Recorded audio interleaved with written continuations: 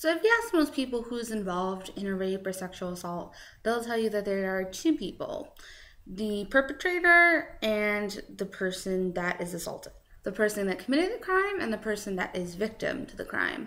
But what if I told you that there's actually hundreds of thousands of more people involved? Who are these other people? Bystanders. Bystanders are those people that are present but not actually participating in an event. Think of the people that are watching a performance or seeing a high-speed cop chase. Those people that are around, those are bystanders. Now there are two types of bystanders. Active bystanders and passive bystanders. A passive bystander doesn't really do anything. They are acting as observers to a particular situation and are the ones seeing it happen but not taking any particular action themselves. An active bystander is one who does something and creates some kind of change and gets involved in a situation. Active bystanders become directly involved in said situation. Now, when we're talking about bystanders in relation to sexual violence, it's important to remember that intervening and being an active bystander could potentially save someone from a disastrous situation. Now here's a question for you. If there are more people that are witness to something happening, is it more or less likely that someone is going to get involved? The answer is less likely. The more people that witness something happening, the less likely an individual will be to intervene. This is known as the bystander effect. Seems pretty illogical, right? But here's the thing. When more people are around to see an event happen, they themselves feel less responsible to act. There's also a compulsion to do something. Because there are so many other people around, the individual doesn't feel a huge level of responsibility to take action. Because there are so many other people that are witness, the thought process of someone usually goes something like this. Wow, that was pretty bad. Did everyone just see what he did to her? Well, I should probably do something. But there are so many other people around. Someone's bound to do something. Someone will act. I know that someone will step up. But when every person does this, that means that no one is taking action because no one's really feeling that direct responsibility. This is called diffusion of responsibility. The less people see something happen, the more likely they are to feel responsible to act. But the more people that are present, the less likely that they will feel responsible to act.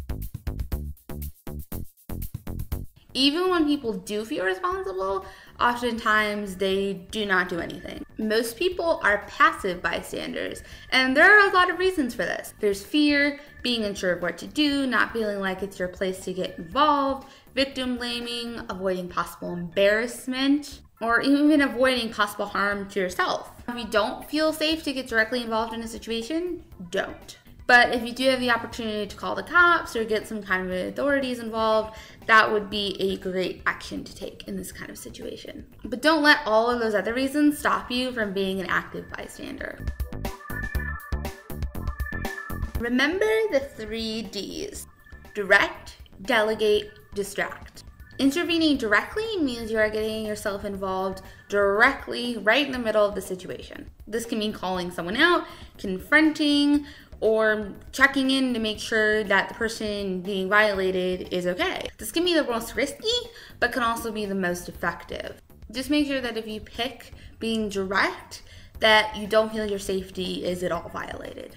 Delegating means appointing someone else and giving them the responsibility to act, or involving others in the responsibility along with you. Giving away the responsibility usually means calling the police or getting some other type of higher authority involved in the situation. Getting others involved with you can mean a group intervention. There is safety in numbers.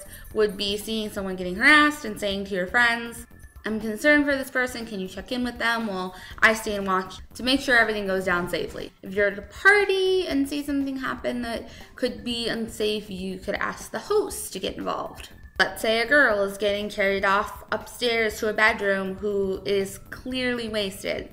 You could say something like, I'm worried for that girl, she's clearly drunk. Could you let that guy know that the upstairs is closed off? Distraction involves, well, creating a distraction. On that same party, you could spill a drink on the girl and then lead her away to make sure she's okay.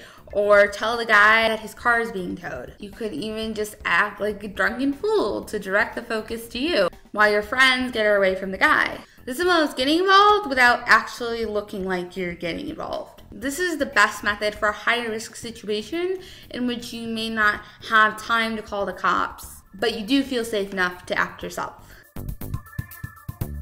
So remember, be an active bystander. Take action and don't let diffusion of responsibility cause you to do nothing. Think about the safest and most effective way to intervene.